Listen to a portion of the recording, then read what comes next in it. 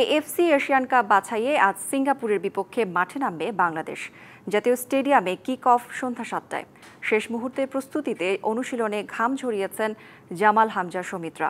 ১৯৭৩ সাল থেকে শুরু করে এখন পর্যন্ত বাংলাদেশ সিঙ্গাপুর মুখোমুখি হয়েছে ৫ বার, যেখানে লাল সবুজরা জিতেছে ২টি, সমান ড্র আর হেরেছে ১টি।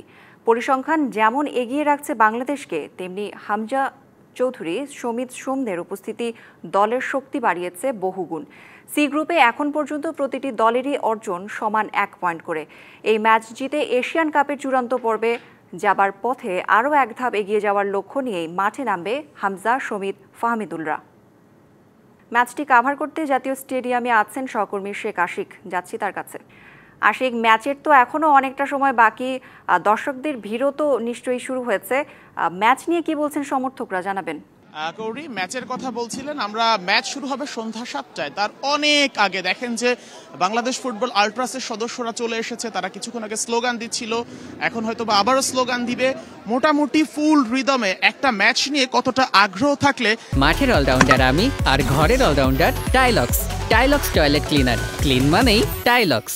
কতটা আগ্রহ থাকলে তারা ম্যাচ শুরুর এত আগে মাঠে চলে আসতে পারে এবং সেই ম্যাচ নিয়ে তাদের যে উন্মাদনা, আয়োজন, তাদের যে বক্তব্যগুলো, সেগুলো তারা দিচ্ছিল একে একে করে। বাংলাদেশ ফুটবল আল্ট্রাসের সদস্যদের আমরা দেখতে পাচ্ছিলাম এখানে তারা ঢোল নিয়ে এসেছে, পতাকা নিয়ে এসেছে এবং তারা ম্যাচের যে উন্মাদনা, সেই উন্মাদনাটা বাড়িয়ে দিতে অনেক বেশি চেষ্টা করছে। কিন্তু এখানে কিছু বিষয় আছে, সেটা হচ্ছে আল্ট্রাসের সদস্যরা টিকিট চেয়েছিল ৩,০০০ এবং সেই টিকিট তারা টাকা দিয়েই কিনে নিতে চেয়েছিল। এমন না যে তারা ফ্রিতে টিকিট চেয়েছিল, টাকা দিয়ে টিকিট কিনে নিতে চেয়েছিল।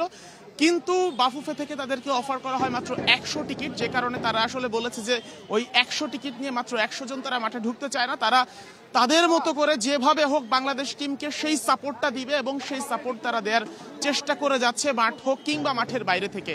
কারণ দেখেন যে আল্ট্রাসের যারা সদস্য আছে সবাই দেখেন যে একই কালারের টি শার্ট পরা এবং একই রিদমে, একই ঢঙে তারা সেলিব্রেট করছে, উৎসাহ দিচ্ছে ম্যাচকে। তারা হচ্ছে একসঙ্গে এভাবেই করে আসছে অনেক আগে থেকে। যখন বাংলাদেশের ফুটবলে দর্শক খরা ছিল, যখন সব দর্শক ছিল এই ক্রিকেটমুখী, তখনও তারা ঠিক এই স্টেডিয়াম পাড়াতেই ছিল এবং ফুটবলের সঙ্গে ছিল। তো সেই জায়গা থেকে বিচার করে আসলে তারা চাচ্ছে যে এখনো যেন তারা ওই ফেভারটা পায়, টিকিটের ফেভারটা, এবং তারা কিনেই নিতে চেয়েছিল। কিন্তু বাফুফে যেহেতু অনলাইনের মাধ্যমে টিকিট ছেড়েছে, তাই তারা আসলে মাঠে ঢুকতে না পারলেও মাঠের বাইরে থেকে যতটা সম্ভব সাপোর্ট দেওয়ার চেষ্টা করছে।